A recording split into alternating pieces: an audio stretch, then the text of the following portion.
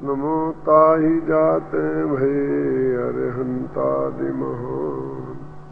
करि मंगल करि हो महाग्रंथ करण को काज। जाते मिले समाज सब पावे निज पद राज। मोक्ष मार्ग प्रकाशक में 7वें अध्याय में व्यवहाराभासी के प्रकरण में 7 तत्वों के संदर्भ में वो क्या भूल करता है, इसकी चर्चा चल रही है। मोक्ष तत्व के बारे में बात आदि कल चली थी और अभी और शेष चलनी है। 4थे अध्याय में जो 7 तत्वों की भूल संबंधी प्रकरण है वो अघृत मिथ्या दृष्टि की अपेक्षा से है। यानी अनादिकालीन जो भूले हैं वो उसकी दृष्टि से है। और 7वें अध्याय में जो वर्णन है वो गृहीत मिथ्या दृष्टि की अपेक्षा है। और गृहीत मिथ्या दृष्टि भी वे जो जैन कुल में पैदा हुए हैं, अपने को जैन मानते हैं, जैन देव शास्त्र गुरु की श्रद्धा करते हैं, जनवाणी में विश्वास रखते हैं, फिर भी जो तत्व ज्ञान के समझने में उनकी कमी रह जाती है, उन भूलों की चर्चा यहाँ चल रही है। मोक्ष तत्व की चर्चा में एक कहा था कि वे स्वर्ग के सुख को और मोक्ष के सुख को एक जाति का जानते हैं, जबकि स्वर्ग का सुख विषय भोग का सुख है और मोक्ष का सुख अतीन्द्रिय आनंद है। उन दोनों में बहुत अंतर है। तब शिष्य का ये प्रश्न था कि आपने कैसे जाना कि वो लोग जो हैं दोनों की एक जाति जानते हैं। हम तो ये कहते हैं कि नहीं, वो तो अलग अलग जाति जानते हैं। तो टोडरमल जी ने उसका उत्तर दे रहे हैं, पेज नंबर 234 पर 3रा पैरा है कि जिस धर्म साधन का फल स्वर्ग मानता है, उस धर्म साधन ही का फल मोक्ष मानता है। कोई जीव इंद्रादि पद प्राप्त करे, कोई जीव मोक्ष प्राप्त करे, वहां दोनों को एक जाति के धर्म का फल हुआ मानता है। ऐसा तो मानता है कि जिसके साधन थोड़ा होता है वह इंद्रादि पद प्राप्त करता है और जिसके संपूर्ण साधन हो वह मोक्ष प्राप्त करता है।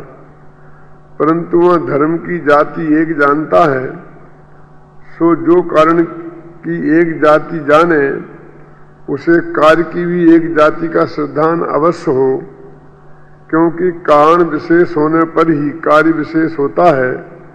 इसलिए हमने यह निश्चय किया है कि उसके अभिप्राय में इंद्रियादि सुख और सिद्ध सुख की एक जाति का श्रद्धान है। वो क्या कहते हैं कि जो मुनिराज हैं और वे आत्मा की साधना कर रहे हैं, जैसे कि 5 पांडव। अब 5 पांडव 6वें 7वें गुणस्थान धारी थे, ये अपन सब मानते हैं। और 5 ही पांडव पर दुर्योधन के भांजे शकुनी ने, कौन था दुर्योधन का भांजा जो भी था, उसने उन्हें लोहे के गरम गरम कहने पहना दिए थे। और 5 ने ही अपने परिणामों को शांत रखा। तो 5 ने ही एक सी ही धर्म की साधना की, ऐसा समझते हैं सब लोग। अब 3 मोक्ष चले गए और 2 सर्वार्थ सिद्धि गए। तो जरा सी कसर रह गई, नहीं तो वे भी मोक्ष चले जाते। अब मोक्ष के पास तो पहुंच ही गए ना। सर्वार्थ सिद्धि और मोक्ष से लेकर के तो 1 इंच का ही फर्क नहीं है। बस सर्वार्थ सिद्धि के माथे पे ही सिद्ध सलाह रखी है और थोड़ी कसर रह गई। क्यों? उन्हें केवल ज्ञान हो गया और इन्हें केवल ज्ञान नहीं हुआ। अब वास्तव में यदि हम विचार करें तो 2 में पूरी ही कसर रह गई। उनने छपक श्रेणी ही नहीं मारी क्या, और इन्हें छपक श्रेणी मार गए और एकदम 7 में 8 में 9 में 10 में 12 में 13वें गुणस्थान में पहुंच गए और 6वें 7वें में चक्कर काटते रहे। उनने देवायु का बंध किया स्वभाव की के, और इनने कर्म का नाश किया। और यदि जरा पीछे विचार करके देखें तो ये चरम शरीर थे, वे दो चरम शरीर थे ही नहीं। इन 3 को इसी भाव से मोक्ष जाना था, उन 2 को इसी भाव से मोक्ष जाना ही नहीं था। दोनों का बिल्कुल रास्ता अलग अलग था, हमें दिखाई नहीं देता है। हमें तो 5 एक से खड़े दिखते हैं। पालिताना की वंदना करने जाओ तो 10 बीच रास्ते में 5 पांडव एक साथ खड़े हैं, उन्हें आग लग रही है। तो वो कहते हैं कि जरा कसर रह गई, इसका मतलब दोनों ने एक सा ही पुरुषार्थ किया, ऐसा वो मानता है। और जरा कसर रह जाती है तो वो स्वर्ग में चला जाता है, और कसर नहीं रहती तो मोक्ष में चला जाता है।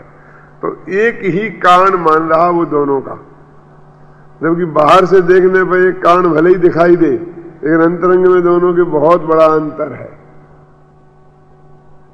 और जब उसने कारण एक जाना तो जिसे कारण की जाति को भिन्न नहीं जाना, उसने कार्य की जाति को भी भिन्न नहीं जाना।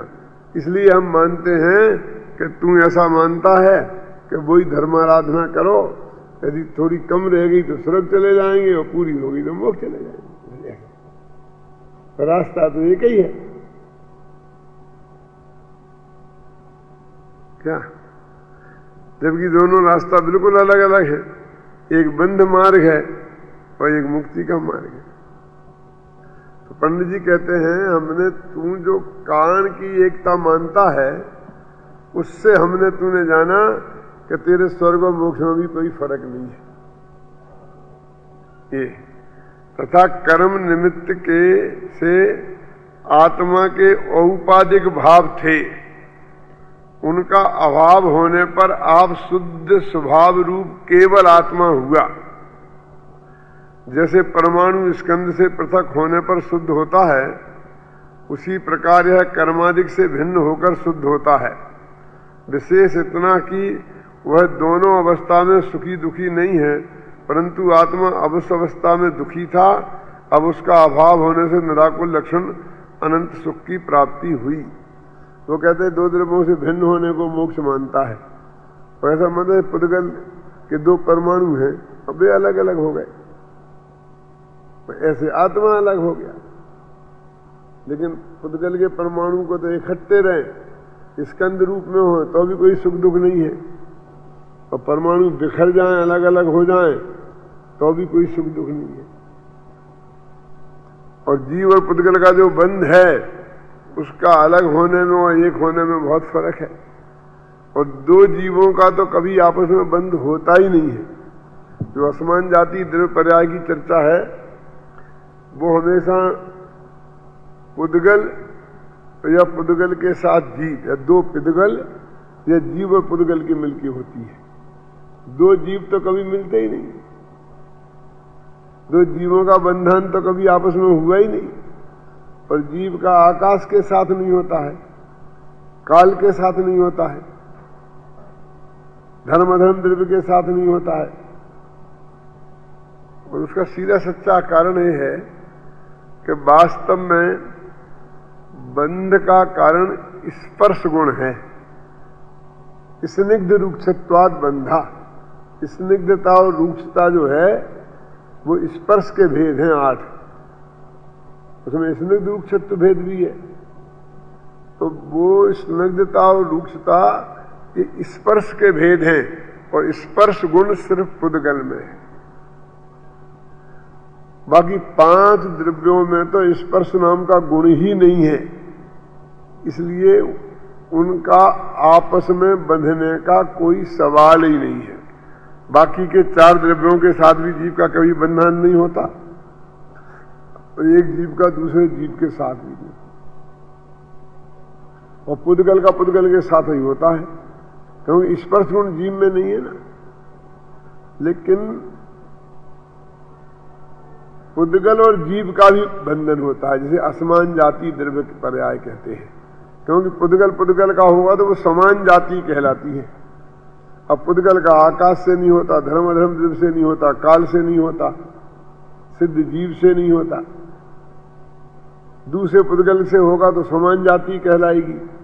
तो इस संसारी जीव के साथ ही होता है, और स्पर्श गुण के बिना होता ही नहीं, और दोनों तरफ स्पर्श गुण होना चाहिए, तब बंधन होता है। तो पुद्गल में दोनों तरफ से स्पर्श गुण है तो उसका बंधन होता है। आकाश आदि में स्पर्श गुण है ही नहीं, इसलिए उनका किसी से बंध नहीं होता है। तो जीव का भी निश्चय से बंध नहीं होता पुद्गल के साथ।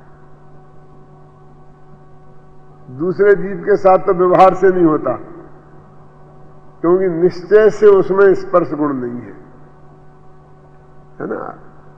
अरु स्पर्शी पर से कुछ भी संबंध नहीं, लेकिन व्यवहार से जीव में स्पर्श नाम का गुण है, और इसीलिए व्यवहार से बंद होता है। पुद्गल के संयोग के कारण उसको भी रूपी कहते हैं। षड्द्रव्य संग्रह की गाथा है ऐसी, देखो कैसे, क्या है गाथा, तो वो है रूपी है, रूपी का वर्णन है ना।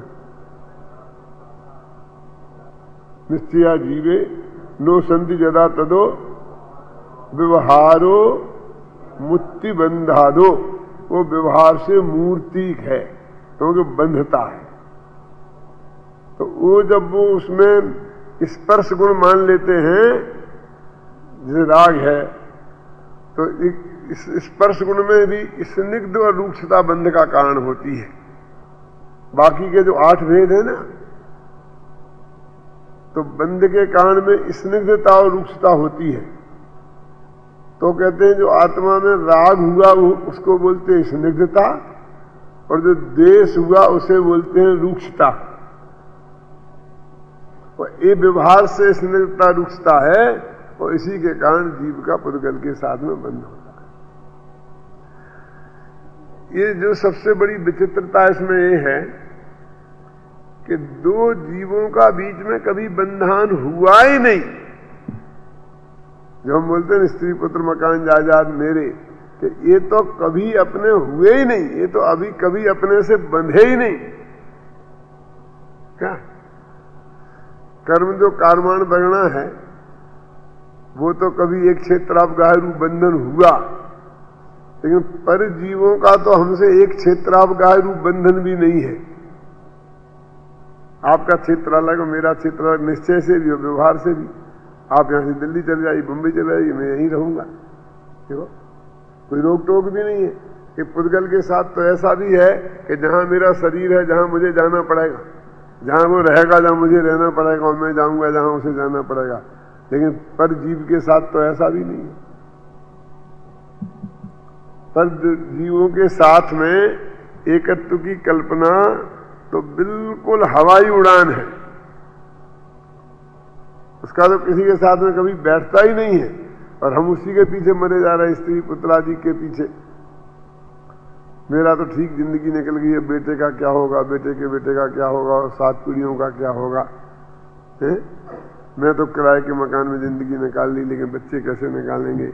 अभी तो इतनी महंगाई हो गई है। अब पहले हमारे जमाने में तो रूखी रोटियां खा के हमने जिंदगी निकाल ली, अब ये कैसे निकालेंगे? क्यों मोहनलाल जी, जिनसे कोई संबंध नहीं है, निश्चय से भी नहीं, व्यवहार से भी नहीं, आचार्य कहते हैं हम उनके लिए अपनी जिंदगी खराब कर रहे हैं। मैंने चिंतमन कर करके 24 घंटा हमारा जो चिंतमन के जो आधार है वही तो बनते कि नहीं बनते। तो देखो, तथा कर्म के निमित्त से आत्मा के औपाधिक भाव थे, उनका अभाव होने पर आप शुद्ध स्वभाव रूप केवल आत्मा हुआ। जैसे परमाणु स्कंध से पृथक होने पर शुद्ध होता है, उसी प्रकार यह कर्मादिक से भिन्न होकर शुद्ध होता है। इतना विशेष कि वह दोनों अवस्था में सुखी दुखी नहीं है, परंतु आत्मा अशुद्ध अवस्था में दुखी था। अब उसका अभाव होने से निराकुल लक्षण अनंत सुख की प्राप्ति हुई। तथा इंद्रादिक के जो सुख है वह कसाय भावों से आकुलता रूप है, सो वह परमार्थ से दुखी ही है, इसलिए उसकी और इसकी एक जाति नहीं है। तथा स्वर्ग सुख का कारण प्रशस्त राग है और मोक्ष का कारण वीतराग भाव है, इसलिए कारण में भी विशेष है, परंतु ऐसा भाव इसे भाषित नहीं होता, इसलिए मोक्ष का भी इसको सच्चा श्रद्धान नहीं है। कहते हैं सुख की जाति में जो बहुत बड़ा अंतर है, तो सबसे पहली बात तो ये कि मोक्ष के सुख की वो जाति ही नहीं जानता। जो अतीन्द्रिय आत्मा का अनुभव के पूर्वक जो होता है ना, तो सम्य दृष्टि को आत्मा की अनुभूति के काल में जो आनंद होता है, और जिसका गीत गाए हैं छड़ला में कि यो चिंत निज में थिर भयो जुन अकथ जो आनंद लहो, सो इंद्र नाग नरेंद्र वाही मिंद्र के नाही कहो। मैंने कल कहा था कि इंद्र नरेंद्र के तो है ना सम्य दर्शन, तो उसके नहीं है ऐसा क्यों कह रहे? तो कहते उस सुख से तुलना नहीं है, वो उसके है, इसमें कोई ऐतराज नहीं है। उसका जो भोग सामग्री वाला सुख है, उससे इस मोक्ष सुख की कोई तुलना हो नहीं सकती।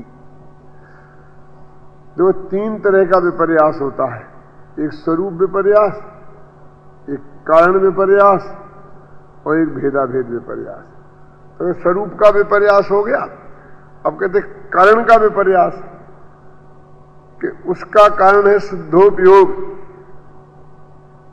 और शुद्ध परिणति, और इसका कारण है शुभोपयोग और शुभ परिणति।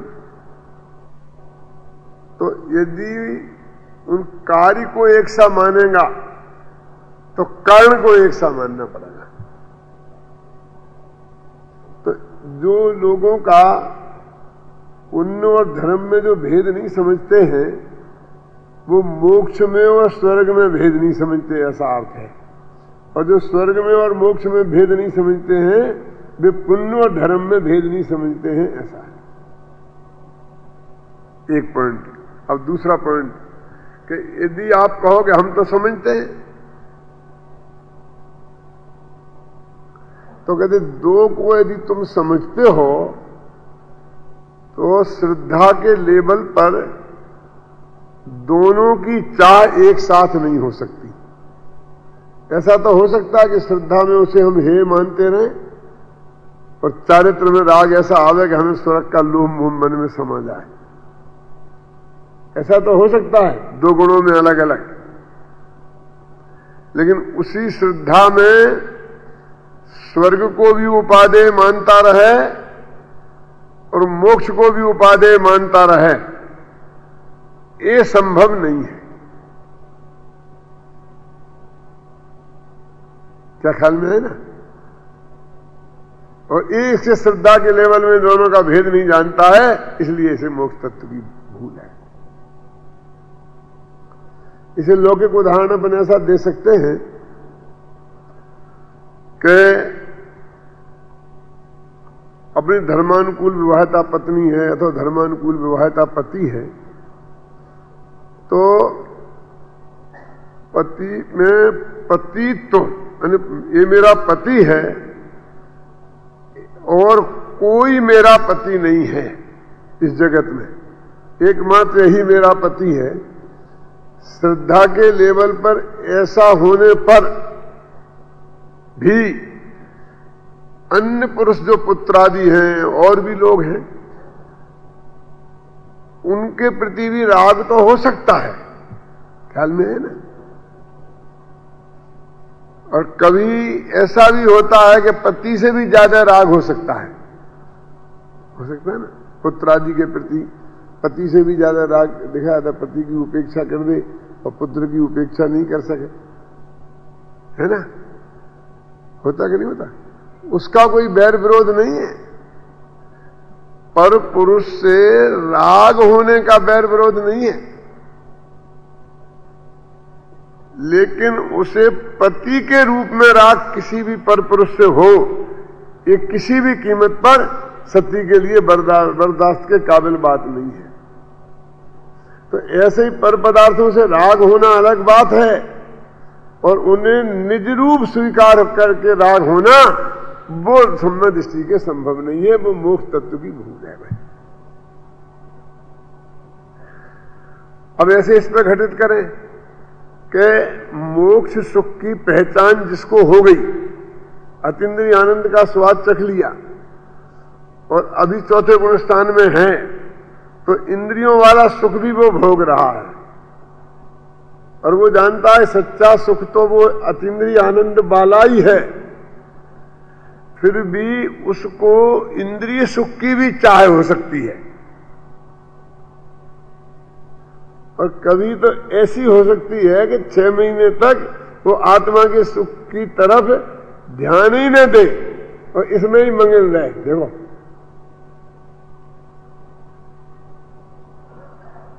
क्यों, तो भी कोई दिक्कत नहीं है, लेकिन उसमें सुख बुद्धि कि यही असली मोक्ष का सुख है और हमें क्या मोक्ष की जरूरत है, ऐसा 1 सेकंड को भी विकल्प आएगा तो सम्य दर्शन गायब हो जाएगा। क्यों जगन्मल जी ठीक है ना, कैसा विचित्र भाव है। यानी उदाहरण में मैं ये बात कहता ना तो आपको गले नहीं उतरती कि वो सती है और पति में ही उसका पतित्व का भाव है और दूसरे में कोई है ही नहीं, फिर भी वो 6 महीने पति की तरफ देखा ही नहीं और दूसरे की सेवा में ही लगी रहे 24 घंटा। क्यों, पुत्र की में लगी रहे, पिता की में लगी रहे, माँ बाप की में लगी रहे, हो सकता कि नहीं हो सकता? तो भी वो सतीत्व में कोई शंका करेगा उसकी? वो पति यहां रोटियां ठोकता रहे और वो अपने पिता की सेवा करती रहे, पुत्र की सेवा करती रहे, और कोई बीमार हो तो बिल्कुल दूर का ही आदमी हो उसकी सेवा करती रहे, यहां तक कि देवसास गुरु की उसमें लग जाए, तीर्थ यात्रा में निकल जाए। देर रागी तो है ना, परई के प्रति राग तो है ना, अपने पति से भिन्न सब पर पुरुष ही तो है ना। क्यों, तो कहां दिक्कत होती है बोलिए? लेकिन एक क्षण भी वो किसी को भी पति के रूप में उसके चित्त में स्वीकृत हो जाए तो उस क्षण वो सती नहीं रहेगी। क्यों, कितनी साफ बात है। ऐसे ही एक क्षण भी स्वर्ग के सुख में, चक्रवर्तित्व के सुख में यदि सुख बुद्धि हो जाए तो मिथ्या दृष्टि हो जाए और वर्षों तक उस सुख में ऐसा रमा रहे क्या कि आत्मा की सुध ही नहीं आए तो चले। देखो वो लक्ष्मण को कंधे पर रखे रहे रामचंद्र जी, वो क्या है, मतलब वो लक्ष्मण तो लोग पर ही है ना, अब तो मुर्दा ही है, मुर्दा नहीं, वो जिंदा मानता था, समझ लो, जो कुछ भी समझ लो, तो उसके प्रति इतना तीव्रतम राग है और आत्मा के कल्याण की चिंता नहीं है। ये छोड़ो, इसे मैं आत्मा के कल्याण में जाऊं, लेकिन अपने तो आत्मा में है। श्रद्धा का लेवल बहुत विचित्र प्रकार का है। ये सारा जगत श्रद्धा और चारित्र के अंदर भेद ही नहीं समझता है। क्या अब दुर्भाग्य की या सौभाग्य की क्या है कि राग शब्द का प्रयोग दोनों के लिए होता है। अनंतानुबंधी राग भी राग है ना, वो जो परम एकत्व बुद्धि वाला राग वो भी राग है और उसके बिना वाला राग भी है, और कभी कभी उसके बिना का राग इतना तीव्र होता है जैसे चक्रवर्ती आदिक में देखने में आया, बलभद्र आदिक में देखने में आया और महापुरुषों के जीवन में देखने में आया, उनके चरित्रों में लिखा है। ये तेजस लगा के पुरुषों के चरित्रों को में जो ये बात लिखी है ना, ये कभी कभी मैं विचार करता हूं। एक मुझे आज और विकल्प आया, एक सामने बात आई मेरे कि मैंने कभी कहा कि साहब प्रतिमान योग को उपन्यास कह दिया होगा, तो कुछ आदमी इसीलिए अश्रद्धा होगी, चलो इनका नहीं सुनना, जी तो प्रतिमान योग को उपन्यास कहते, उन्हें बहुत अपमान लग गया। तो मैंने कहा कि प्रथमान योग में जैसा श्रृंगार का वर्णन है और जैसा युद्ध का वर्णन है और जैसी मोह की तीव्रता का वर्णन है, हमने तो किसी उपन्यास में उतना नहीं देखा आज तक। समझने में क्या कहना चाहता हूं, नक्सिक वर्णन तुमने किसी उपन्यास में पढ़ा आज तक? नक्सिक समझते हो क्या होता है? किसी भी महिला का, पुरुष का नख से लेकर चोटी तक का वर्णन, एक एक अंग का, और प्रथमानुयोग में पढ़ के देखो तो कितना अश्लील वर्णन है, उतना अश्लील वर्णन किसी उपन्यास में देखा ही नहीं होगा। क्यों? युद्ध का वर्णन जैसा है वैसा किसी उपन्यास में देखा ही नहीं होगा। और बात जाने दो, मैं अब और गहरी बात बोलता हूं। जैसा मोह का अतिरेक प्रथमानुयोग में मिलेगा, जैसे कि अंजना को देख के पवन जब बेहोश हो गए, मुंह पे छींटे दिए तो हा अंजना, हा अंजना, हा अंजना, बाप से बाप और मां कह रहे कि रोटी खा लो बेटा, के हा अंजना। जब तक रोटी पानी का त्याग, जब तक अंजना नहीं मिल जाएगी। ऐसा नायक में किसी में देखा उपन्यास में कि वो किसी लड़की को देख के बेहोश हो गया हो?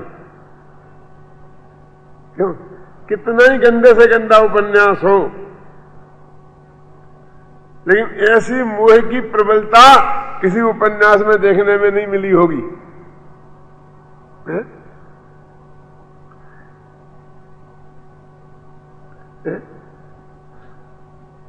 ऐसे माँ बाप भी किसी उपन्यास में नहीं मिलेंगे कि बेटा चिंता मत कर, हम कोशिश करेंगे, खाना तो खा ले।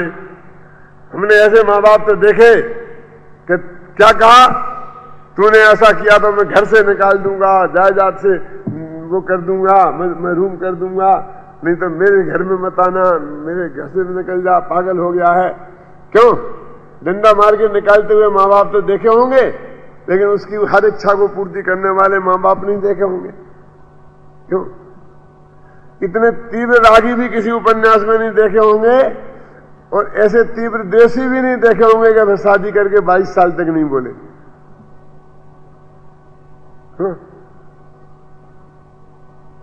तलाक ले लेते हैं तो भी बोलते रहते हैं, बातचीत तो करते ही रहते हैं। मेरे से कौन सा अपराध हो गया? क्यों? मेरे से कौन सा अपराध हो गया कि मैंने उसे उपन्यास कह दिया? ये सोचा, फिर ये सोचा कि यदि ये इसमें इतना अतिरेक है राग के चित्रण का, देश के चित्रण का, मोह के चित्रण का, बेहोश होने का, तो क्या जरूरत थी उन नग्न दिगंबर आचार्यों को ऐसे लिखने की? क्या दिलीप भाई?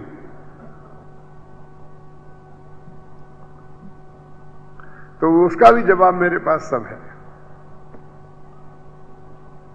क्या है कि उनको श्रद्धा गुण में और चारित्र गुण में अंतर कितना अधिकतम हो सकता है वो बताना था। उनके पास क्या उपाय था कि श्रद्धा सिद्धों जैसी अर्जी बने? ऐसा देखो, सुख बुद्धि त्रिकाली ध्रुव भगवान आत्मा के आश्रय से उत्पन्न होने वाले सुख में, और समर्पण ऐसी बेहोशी 5 इंद्रियों के विषय के सुख में। क्यों?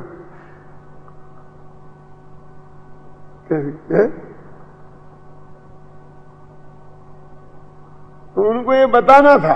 क्यों?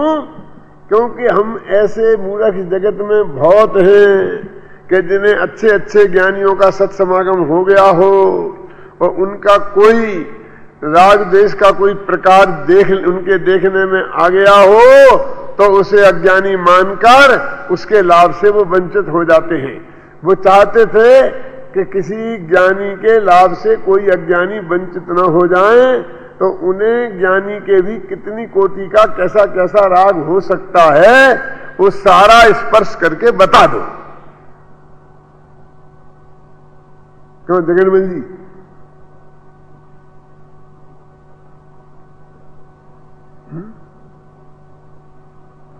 इसलिए उनको अंतिम बिंदु वहां छूना था। उनने ऐसे लोगों के कथानक को इसलिए पकड़ा, नहीं तो ऐसे लोगों को उपेक्षा कर देते। बलभद्र तो 9 थे, नारायण भी 9 थे, राम बलभद्र की ही कहानी क्यों लिखी? और बाकी के बलभद्रों के तो नाम तक नहीं लिखे, ढूंढने में पसीना छूटता है। क्यों? क्योंकि राम के जीवन में बलभद्र के नाते नहीं लिखी, मोक्ष जाने के नाते भी नहीं लिखी, क्योंकि मोक्ष तो अनंत गए हैं और बलभद्र भी बहुत थे। लेकिन उनके जीवन में ऐसे पहलू थे अतिरेक वाले कि सम्मत दर्शन होने के बाद में भी राग की तीव्रता का स्वरूप क्या हो सकता है, ख्याल में आए ना। वो बताने के लिए उन्होंने उनके जीवन को चुना, उनके जीवन को चुना। देखो आज एक खतरा हो गया है।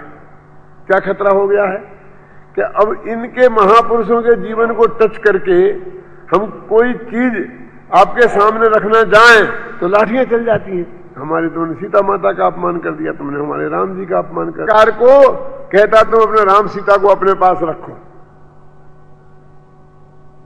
मैं अपने विवेक रूपमती अलग खड़े कर लूंगा। अब ये तो तुम्हारे नहीं है कोई, अब तो किसी में किसी का अपमान नहीं होगा। अब ये विवेक और रूपमती तो मेरी रचना है। समझ में आया कि नहीं आया? इनको तो पूरा मैंने गढ़ा है। क्यों? इनके चरित्र का निर्माण तो मैंने किया है। क्यों? इनके ऊपर तो तुम्हारे छायक संबंधिष्टि का लेवल नहीं लगा है। लगाना हो तो लगाओ, नहीं लगाना हो तो नहीं लगाओ। तो क्या ख्याल में आया कि नहीं आई? अब इनमें तो तुम्हारे किसी का अपमान नहीं होता है। चाहे मैं स्वरूपमती को कंडा बीनते दिखाऊं और चाहे स्वरूपमती को महारानी बना दूं। क्यों? चलिए भाई, समझ में आया कि नहीं? जानते हैं कौन सी रूपमती है? नहीं जानते? जानते? तुम जानते हो? पहचानते हो रूपमती को? गजब हो गया, रूपमती को नहीं पहचानते। जानते हो? सत्य की खोज की रूपमती सत्य की खोज का जो विवेक। अब उसके कैरेक्टर को हम कहीं जाकर के पटके, ख्याल में है ना? हमें जो बात कहनी है वो रूपमती और विवेक के माध्यम से कह सकते हैं, हम सीता और राम के माध्यम से नहीं कह सकते हैं। क्योंकि सीता और राम के माध्यम से कहेंगे तो सैकड़ों को जवाब देना पड़ेगा, क्योंकि उनका अब रजिस्ट्रेशन हो गया है। उन दूसरे लोगों ने उन पर वो कर लिया, क्या बोलते हैं वो करा लेते हैं ना किसी का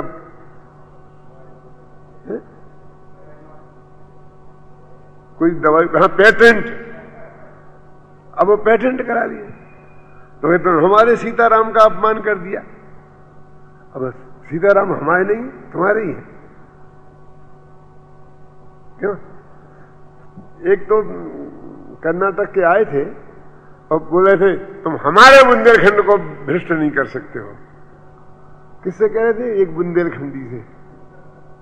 मैंने कहा कि तुम्हारा बुंदेलखंड कब से हो गया? ये बुंदेलखंड हमारा है कि तुम्हारा? हमारी 7 पीढ़ियां इस जमीन में पैदा हुई हैं।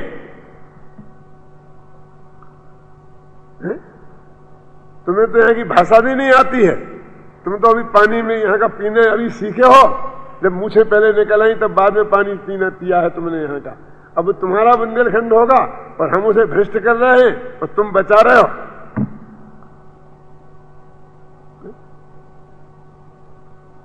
हम अपने दिगंबर मंदिरों को भ्रष्ट नहीं होने देंगे। आप अब चाहे बाहर जाके चाहे जो कुछ करिए, नया बना के कुछ भी करिए, और तुम्हारा दिगंबर धर्म होगा। हमारा दिगंबर धर्म नहीं रहा। हमारी 14 पीढ़ी दिगंबर है। क्यों? हमारे बाप दादों क्या सब इसमें लगा हुआ है। अब हमारा दिगंबर नहीं रहा। क्यों दिगंबर जी? अब हमारा बुंदेलखंड नहीं रहा, हमारा मारवाड़ नहीं रहा, हमारा जयपुर नहीं रहा। तुम्हारा सब कुछ हो गया। ऐसा भी राम पर भी कब्जा कर लिया है, सीता पर भी कब्जा कर लिया। हमारी सीता माता का तुम अपमान नहीं कर सकते हो। क्यों? चलो भाई, तुम अपनी सीता माता को तुम अपने पास रखो, हमारी रूपमती अच्छी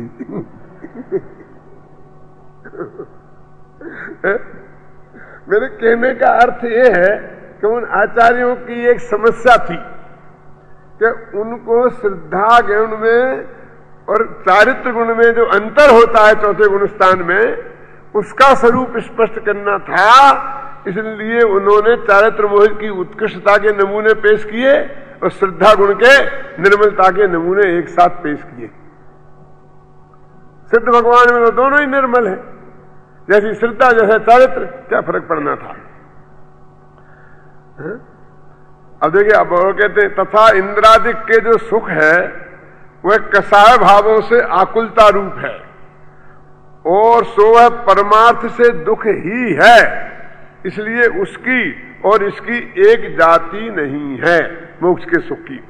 तथा स्वर्ग सुख का कारण प्रशस्त राग है और मोक्ष सुख का कारण वीतराग भाव है, इसलिए कारण में भी विशेष है, परंतु ऐसा भाव इसे भाषित नहीं होता, इसलिए मोक्ष का भी इसको सच्चा श्रद्धान नहीं है।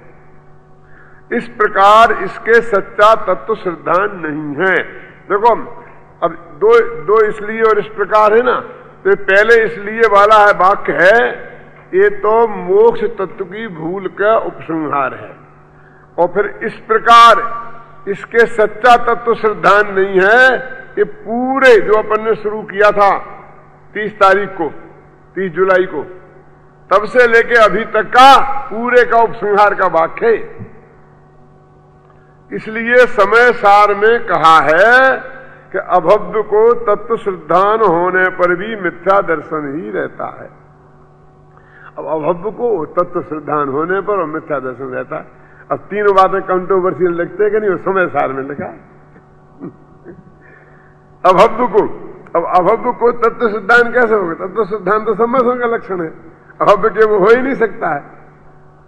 और मिथ्या दर्शन रहता है तो कहते हैं कि वो तत्व सिद्धांत ऐसा है, कैसा? जैसा ऊपर हमने बताया ऐसा हो जाता है, और वो समझ लेता मेरे को तत्व का सिद्धांत हो गया, और ये भूलें उसके जीवन में बनी रहती हैं। तो समय सार की गाथा 276-77 की आत्मख्याति टीका में लिखा है ये वाक्य। तथा प्रवचन सार में कहा है कि आत्मज्ञान शून्य तत्वार्थ श्रद्धान कार्यकारी नहीं है। आत्मा का अनुभव तो हुआ नहीं, वो तत्वार्थ का श्रद्धान उसको हो गया, कोई ऐसा माने, तो वो नाम मात्र का तत्वार्थ श्रद्धान है। ख्याल में है ना?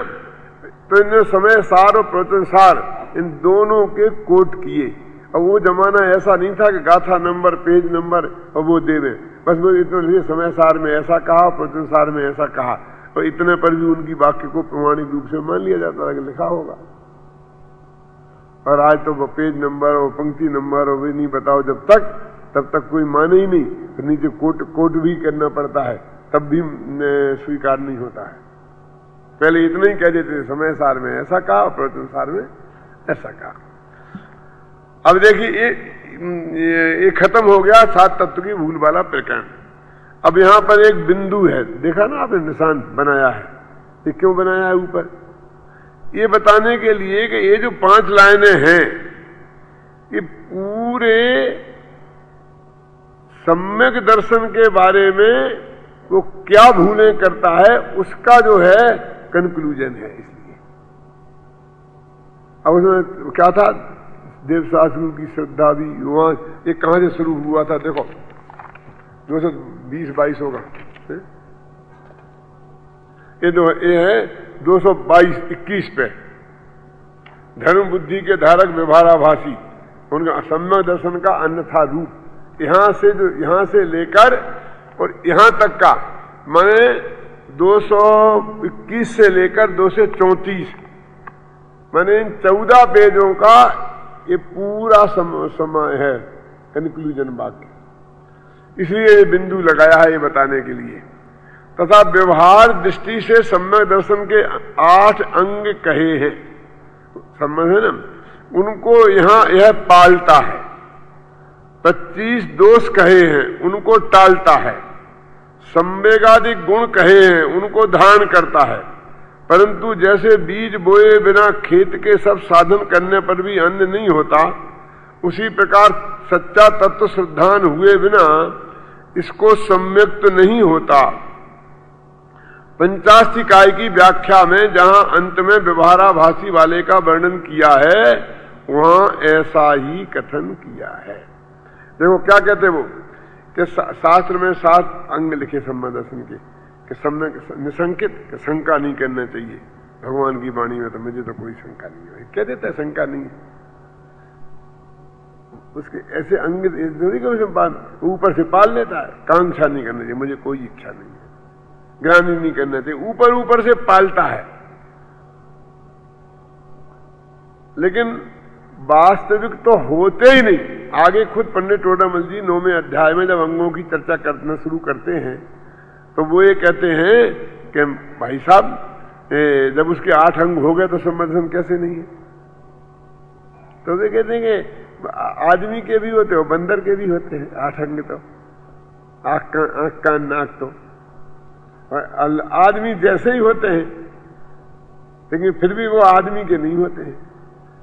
ऐसे ही सम्यक दृष्टि जैसे बाहर से देखने में ऐसे लगता है, वास्तविक तो उसके एक भी अंग नहीं है। जब तक सम्यक दर्शन प्रकट नहीं हुआ तब तक सम्यक दर्शन का कोई अंग कैसे प्रकट हो सकता है? लेकिन वो समझता है कि मैंने पाल लिया, 8 अंगों को पाल लेता है। अब देखिए यही तो मैं आपसे बोलता हूं, एक प्रभावना अंग का उदाहरण देता हूं मैं कि साहब बहुत बड़ी प्रभावना करी, हमने पंच कल्याण किया, बहुत बड़ा जुलूस निकाला, हमने महावीर का सभा बनाई, मिनिस्टरों को बुलाया, हो प्रभावना अंग समझता है। अब कहते मैंने कितनी प्रभावना की, असंबद्ध दर्शन का अंग। अब जिस तुमने 10 लाख 1000 आदमी इकट्ठे हुए, एक को भी संबद्ध दर्शन है तो प्रभावना अंग आएगा कहां से? उस प्रभावना अंग का ये स्वरूप है आत्मा प्रभावनीयो रत्नत्रय तेजसा। आत्मा की प्रभाव करो रत्नत्रय के तेज से, वो तो गायब ही है। और बाहर में प्रभावना के नाम पर भगवान की वाणी के विरुद्ध ही जो कुछ बोलता रहता है उसको प्रभावना मानता है।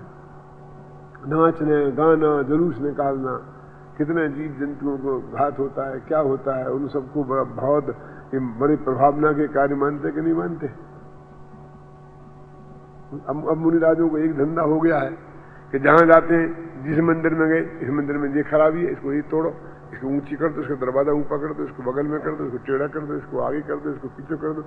किसी मंदिर में जाएं और उसमें कुछ तोड़ फोड़ नहीं कराएं तो समझ लो मुनिराजी नहीं।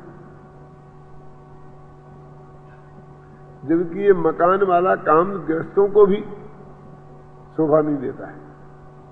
और फिर कहते हैं प्रभावना होती है, क्या क्या प्रभावना होती है उसमें?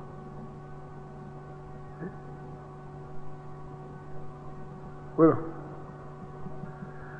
तो ऐसा कहते हैं कि 8 अंग हैं, 25 दोषों को कहे उन्हें टालता है, संवेगादिक गुण कहे उन्हें धारण करता है। परंतु जैसे बीज बोए बिना खेत का सब साधन करने पर भी अन्न नहीं होता, उसको सच्चा तत्व सिद्धांत तो बीज की जगह है, और ये बाकी तो बाढ़ लगाए और ये करे और ये करे, ये करता रहे, ऐसी ऐसी चीजें हैं, इनसे कुछ होता नहीं है।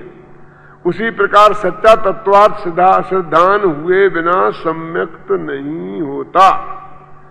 अब पंचास्तिकाय की व्याख्या में एक रह गया था बस, कुंद कुंद त्रयी, 3 कुंद कुंद के ग्रंथ जो 3 है ना, कौन?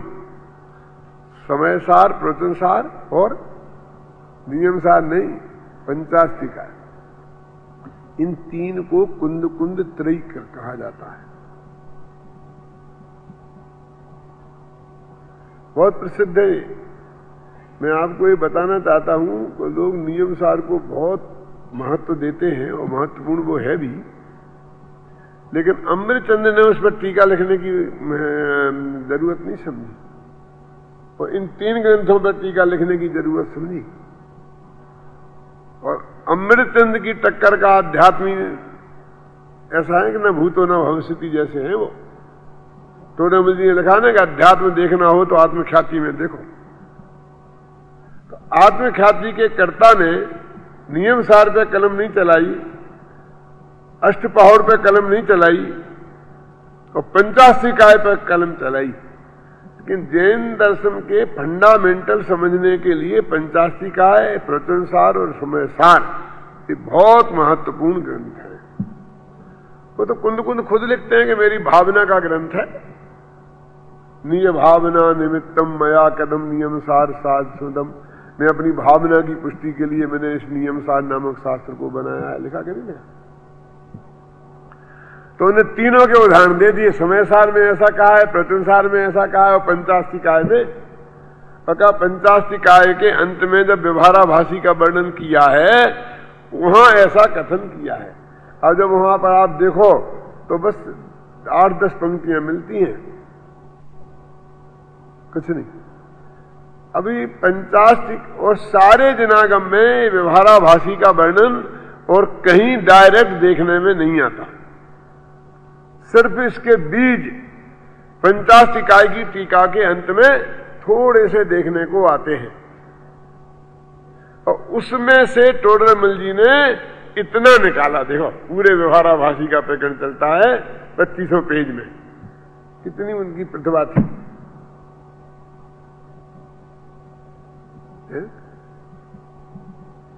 और निश्चय व्यवहार की मैत्री कैसी है और मित्रता कैसी नहीं है, तो समय सार में एक कलश है, ज्ञान क्रिया नय परस्पर तीव्र मैत्री,